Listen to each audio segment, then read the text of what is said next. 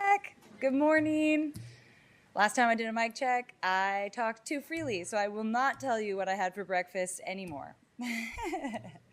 Good morning, 10:58, almost 10:59. I'm doing a little mic check here at Emergency Services, Louisville Metro. We're going to be talking about April's severe weather.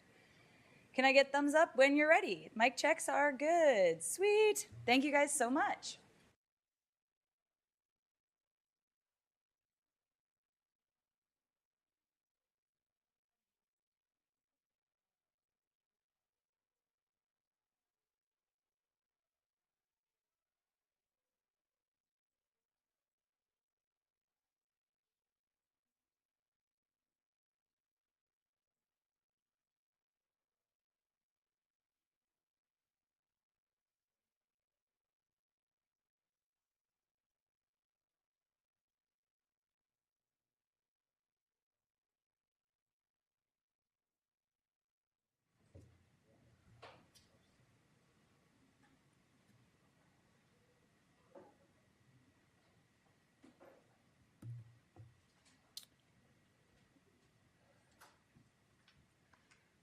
Good morning, everyone, and welcome to the Louisville Emergency Operations Center.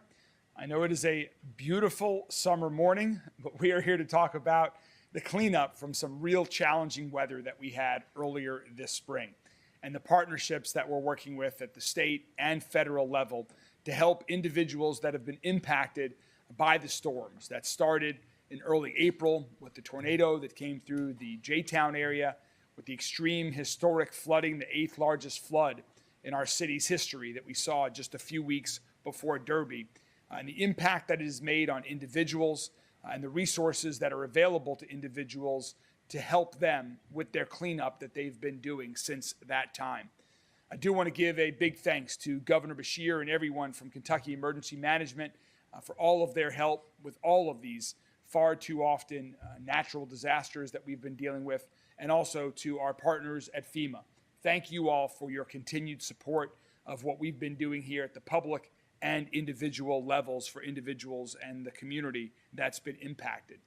Now, I know this happened a few months ago, and the process can seem slow, but we do have a process in place that's set forth at the state and federal levels to try to help individuals who have been impacted, and so that's what we're here today. We are here to make sure we want to get the word out to every individual in Louisville, Jefferson County that was impacted by these storms to help them get federal assistance for the cleanup on their individual property. And we know that about 1,200 homes and businesses were impacted by the tornadoes and the flooding. And already about 100 families have requested curbside pickup of debris that was on their private property that we have taken care of here at the local level. And about 340 Louisville families have already reached out and applied for federal assistance through FEMA. And now we're here today because FEMA is on the ground in Louisville, reaching out to individuals that were impacted by those storms. The FEMA's Disaster Survivor Assistance Team is going door to door to inform individuals of their eligibility in the FEMA individual assistance process. And there are several ways to apply that our friends from FEMA will tell you about in a minute. There have also been, in addition to going door to door in the south and southwest part of our county, there are also several locations that FEMA is staffing every day. At the J-Town City Hall, at the Anchorage Middletown Fire and EMS, they're open 7 days a week from 9 a.m. to 7 p.m. And on the weekend, there's at least one pop-up location at the J-Town Farmers Market on Saturday morning from 8 a.m. to 12 p.m. And there might be more, so stay tuned on social media. We will keep everybody informed. So you'll hear more from our partners here in the state and at the federal level. Again, I want to thank Governor Beshear and the entire team with the state government that has been a great partner to ours during all of these extreme weather events. And joining us here this morning is Eric Gibson, who's the Kentucky Emergency Management Director, who's going to tell you a little bit more about this partnership. Eric? All right. Thank you very much, Mayor. Thank you.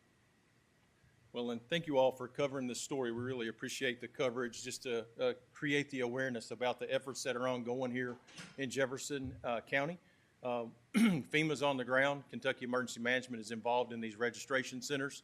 And the state, local, and federal partnership that you see here before you today as FEMA's represented along with your local emergency management officials and mayor, along with myself from Kentucky Emergency Management, are all here for what you typically see is that ongoing state, federal, and local teams working together to create that experience for the survivor where they get the help that they need as quickly as possible, and that they can navigate these systems to make sure that the help flows to the right people.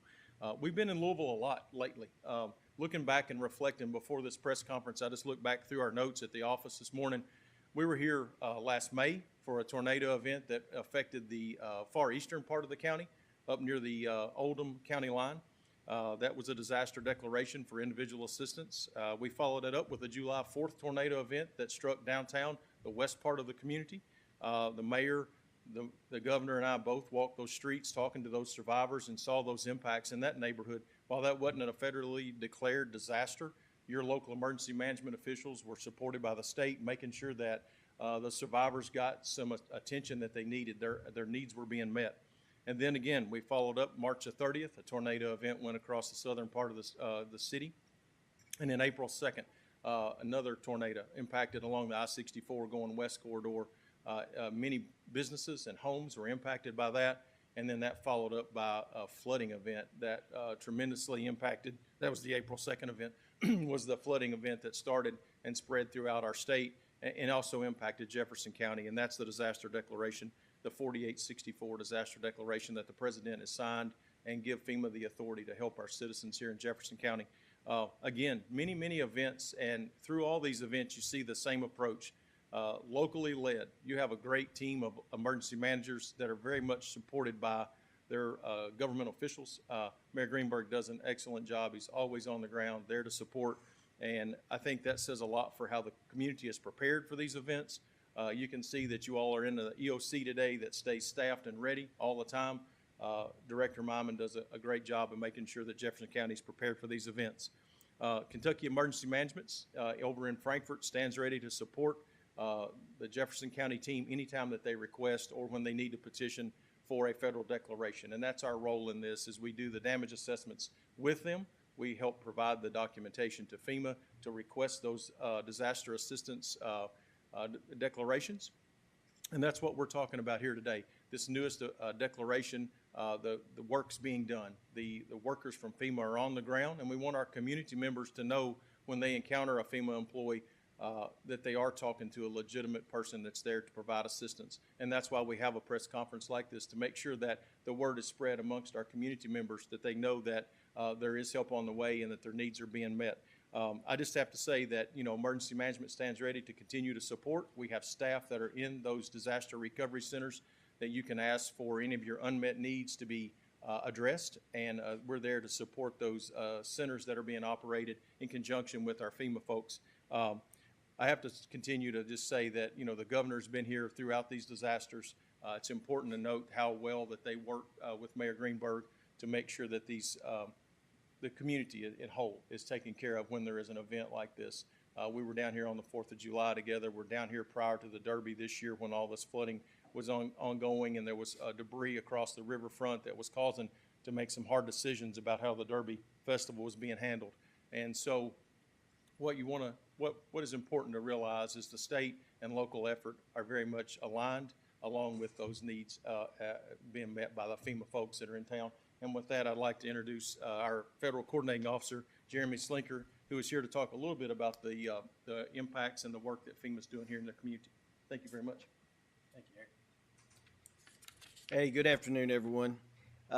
First, I just say appreciate the opportunity to come and talk about the ongoing recovery efforts in Kentucky and specifically here in Jefferson County.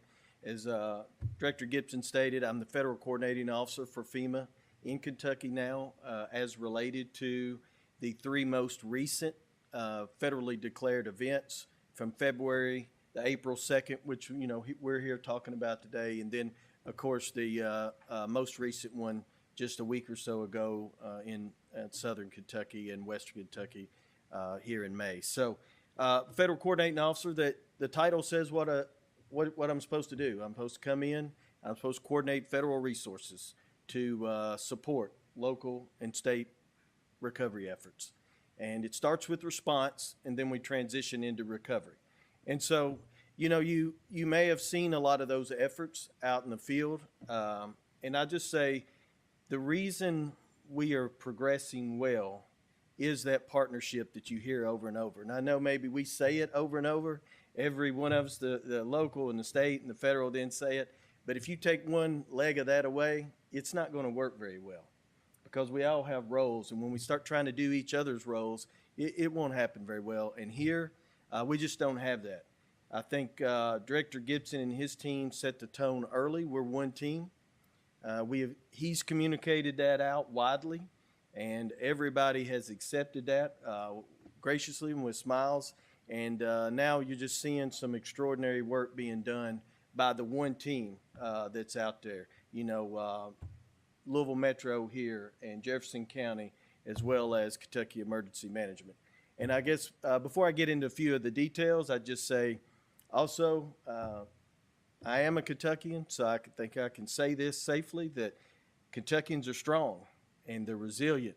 And as you heard, they've been hit hard a few times in the last months and years. But we come back and we rebuild, and we come back better and stronger, and we get ready for whatever comes next. So again, I'm witnessing that every day. I'm proud to be here and be able to say that I'm seeing that across the state as we're challenged with a few of these things. So a couple things, that I'll mention. We're here kind of in Jefferson County, and you're part of the April 2nd severe storms and flooding that had 13 counties declared on April the 24th, and there was an additional 24 counties added on May the 14th. And that's where Jefferson County come into play. So we're just talking a week or so ago, and so a lot of the work you heard is things just that's been accomplished in a matter of days. And I will say, in some cases, sometimes that does take weeks, but here we're talking about a lot of movement in just a matter of days with that local and state efforts that we're able to get in there and support. And in that, once a county's declared and designated in a major disaster, then there's some things we can bring to bear. This was individual assistance. So here we're to help people. And we're to help people with their individuals and households program. That's where, if their home's been damaged, we might be able to help with repairs. We may also be able to help with if they were displaced, maybe get them into a safe and secure place to stay for a few days, and then we can roll on into rental assistance if they're displaced for a long time, and we can provide rental assistance as they may lease a place or rent a place to cover their gap in permanent housing. So those are things we're working on. But you heard about a disaster survivor assistance teams. That's the face of FEMA. They do phenomenal work. You do see them out in the neighborhoods, usually a FEMA vest, much brighter because they're on the street and walking on the sidewalks, and they want to be noticed. So they'll knock on the door, and they offer that first initial, what do I do next? And they'll tell you, apply for FEMA. And they can help you do that right there. They usually carry iPads, and they can get right on and start supplying those. And, we face challenges in a lot of places about internet for the iPads, but we'll get some portable internet capabilities, and we'll go right out and make sure we're registering people and letting them apply, because that's the first step. But you also heard us that we opened some more fixed locations, disaster recovery centers. That's very important. They do a couple different things. This early on, a disaster recovery center is going to be FEMA raising their hand, along with, because all our disaster recovery centers have multiple resources in them, not just FEMA. So there's state resources, local resources, private nonprofit resources like the American Red Cross. They're all in there. But we're raising our hands saying we're here to help. We're here to help. And they do play a good role for those that, either elect not to apply online or just not something they're comfortable with, and they want to go in person, sit down, and talk to somebody face to face about how to apply for FEMA assistance. So we got that set for them. Now, as this carries on for the next weeks and months, it's a good place to go in and work through your case, because you'll initially apply, and then there's going to be some questions. A home inspector is going to need to call the homeowner and set up a home inspection. So you get all kinds of crazy numbers from different states. And so this is one of those times, if you're like me, you may hit the red button on these unknown numbers, but if you've been damaged by the storm, you may need to answer them, because it may be the home inspector wanting to schedule their inspection with you. They'll come out, do an inspection, put it in our system, and then they'll evaluate what you applied for, and then how that fits into the program and the policies. And then you may get some communication back in the form of a letter and says you need additional documents. Because we also want to make sure, we set the right expectation. Insurance is always first. And I think you all may get a lot of questions about that. Insurance is always first. So that's one thing. If you've got insurance, that'll be one of the first questions. And then you might need to submit some insurance documents to show what you have claimed and what was covered. But some of that takes some back and forth. And sometimes it's just easier to go to a place in person, sit across from somebody, an expert, and help you work through that until you get your case to the right point where you know what you're eligible for and you start receiving that assistance. Some of that assistance is immediate. Serious needs assistance, possibly clean and sanitize if you got documentation where you had to clean out your house. Some of those we can get right away, and then home repairs, we work into some of those longer cases. But 3 days after the designation of Jefferson County, we're opening one of those facilities. And again, so FEMA's got a lot of parts of that. We've got trucks, it's got tables and chairs, and we can provide internet. We've got staffing that'll roll in quick. But without our local partners identifying the locations and telling us this is where we would like it, this is near the impacted area, this is where it's accessible, we wouldn't have it. And again, the state does a lot of that intermediate between us with, we got to do use agreements and different things. And normally that's a lot of government stuff going on. But Mayor Greenberg and his staff here, along with Eric and Team Kentucky, those have been hours and not days worth of stuff. So we're there helping people in those disaster recovery centers, and those disaster survivor assistance folks are walking the neighborhood to get those initial applications rolling. And then what you'll see over time, we'll start dispersing, money. As the mayor said, over 300 households here in Jefferson County has applied for assistance, and we're getting up there, in the 650,000 range to getting close to 700,000 on assistance that's just being provided for Jefferson County. And that's kind of comparative of the 37 total counties in just this one event. Remember, we got 2 events on both ends of this too. But on this one event, we're about $18.5 million been dispersed to 2,400 applicants. So that's some of the progress we're doing as well. I will mention, as every individual assistance has a deadline for registrations. That's June 25th, so we still have a lot of time, but I talk about it every time because I want to make sure, people know that, and they are applying, and they're going out there and getting their application in, and it gives us time to work through all those nuances that I've talked about. So I think that's the details I have. I think it'd be appropriate to turn it back to Mayor Greenberg now for any questions. Thank you so much, Jeremy. So again, just to reiterate, please, we want people to apply by the end of June. If you have suffered damage as a result of any of these storms, you've heard about all of the ways you can apply to FEMA for individual assistance online.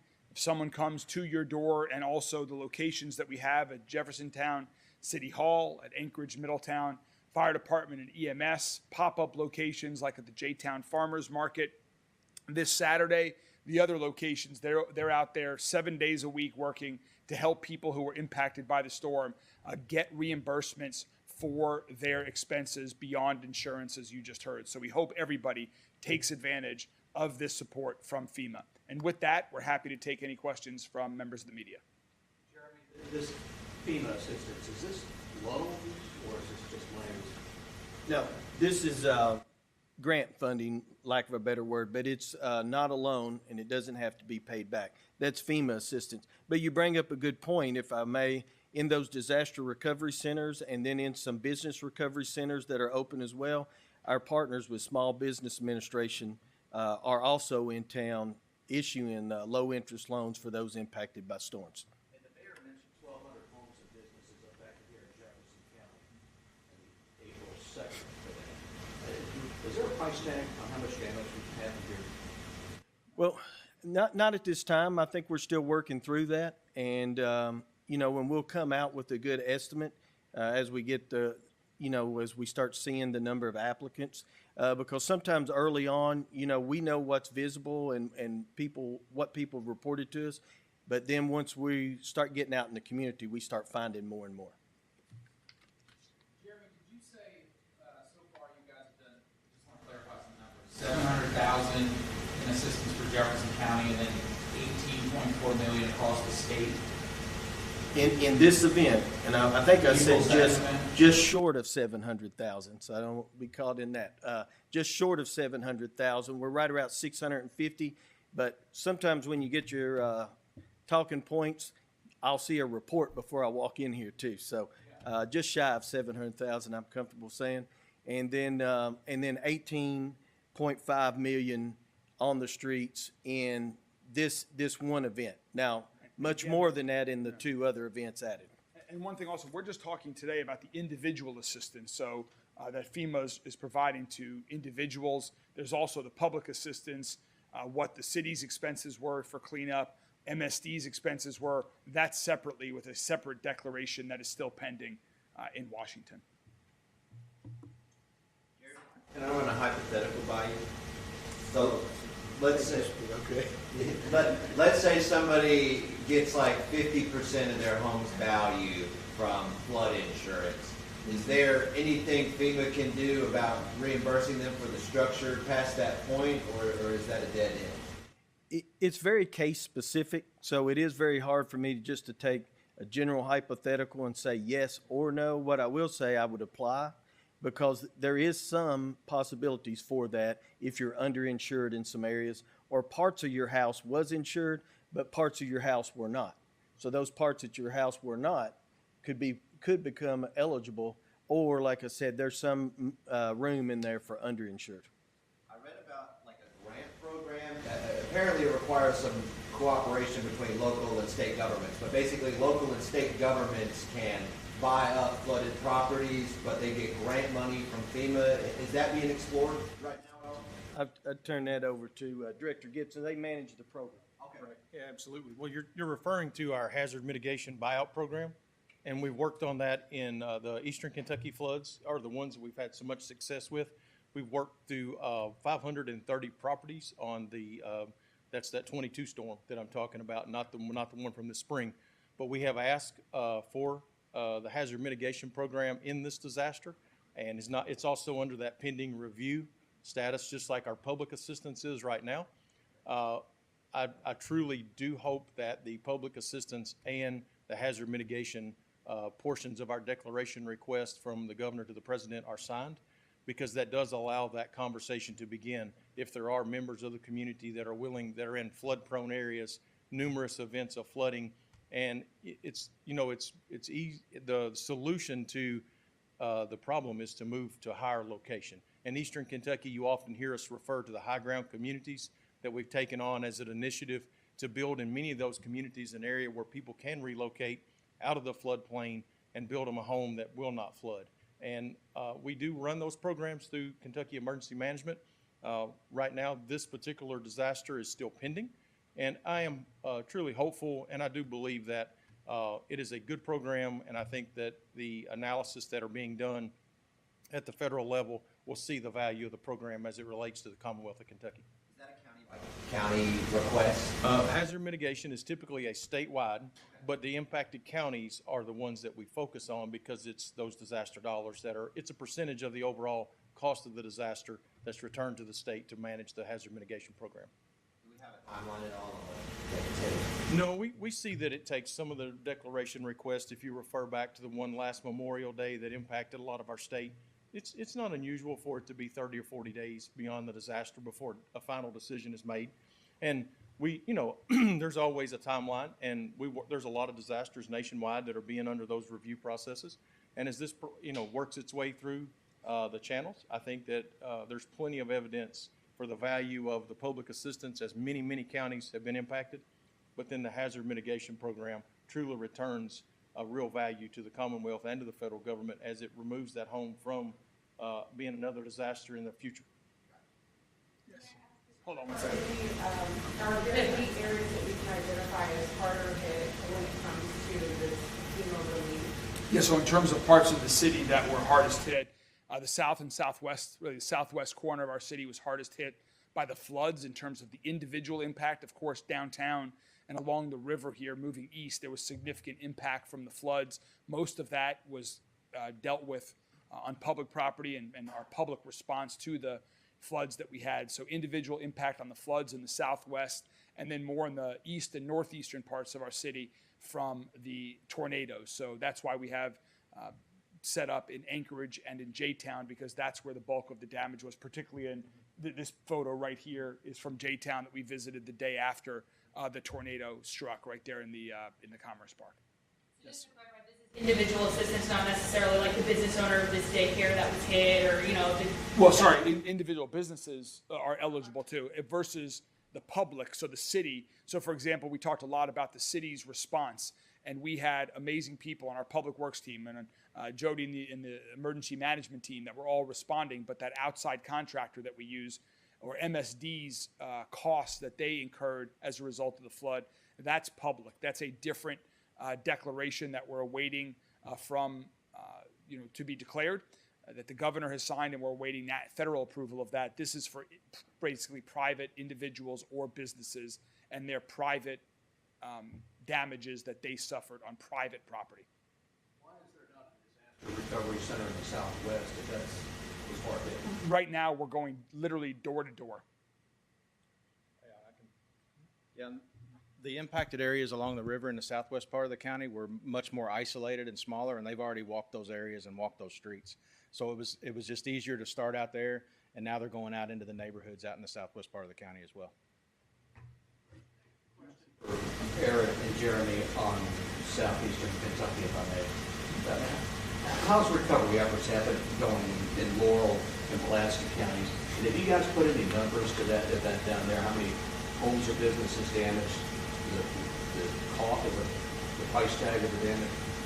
Well, it's very early on in that event. Obviously, we're still in the response phase. There's debris being removed. We're moving travel trailers into those communities now to shelter people. We have our ongoing damage assessments going on. The initial look at it, people have thrown out numbers. I've heard numbers like 400 homes.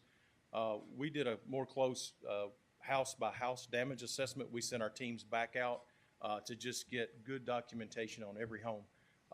Tremendous impact to the communities. Russell, Pulaski, and Laurel have all been tremendously impacted in this event. And there was other tornadoes. Union County had a lot of damage. Judge Onan out there, and I spoke, he actually was the first county impacted. And then we had a tornado that went through Todd County and did some damage. So a lot of counties had some damage in this, but particularly Russell, Pulaski, and then Laurel. Laurel is a community that has been, one certain area there is truly devastated. The EF4 170-mile-an-hour wind part of the storm, as it gained its strength near that interstate there where it crossed through Sunshine Hills and into that other area just across before it hit the airport, crossed through the airport area. The damage there, those homes are gone. I mean, it's tremendous. And many of you all have probably visited that. Kentucky Emergency Management is working closely with those officials. We have teams on the ground down there still today, making sure that the residents are getting the services that they need, whether that be temporary shelter, volunteer coordination, to making sure we've got the volunteers that are showing up from across our state are getting to the people that are in need of those services. And we have a lot of donations coming in for those communities, and we're trying to manage that to make sure that those are hitting the right spots. Our disaster recovery centers, we have a declaration in place on that disaster. That's disaster 4875. If anybody tunes in and is a victim of that storm and needs to apply for assistance, make sure they apply for the right disaster. And we didn't say that yet today. And because of the ongoing number of storms that we've been impacted by, if you're applying for the one that affected Louisville, 4864. If you're applying for the Laurel Pulaski County disaster, that's 4875. It's imperative that you apply for the correct disaster, or you will fall into a denied queue and we'll have to work that process to get you back in the right one. But to tell you the overall cost of that is way too early, because that is tremendously a big scope of work there, a tremendous scope of work, I should have said. And when we look at that, but it's important to also talk about the work that's going on. And those local officials are working that debris management to get those areas cleaned up, to make sure that the people that have been displaced have temporary shelter. And we're running that through the Commonwealth Sheltering Program, where we use state parks, we use local motels and hotels, and we also use Airbnb, and we also use our travel trailer program. So we have different ways that we're sheltering people. We're putting people in the travel trailers at Levi Jackson Park, and that's going really well as we're bringing in trailers every day to kind of continue to build that out as our citizens call Kentucky Emergency Management, or they go by Disaster Recovery Center and request that kind of assistance. The disaster recovery centers are taking people in every day, getting their registration put in for that disaster, and we've already started to see the flow, disbursement of funds. Very easy to see how much damage was done to those homes. But it's a very good question, and we really appreciate you bringing up those continuing efforts. Thank you all very much. We'll continue to keep people informed, and please reach out. And if you have been impacted, please do reach out to FEMA in any one of these forms that we discussed today. Thank you all very much.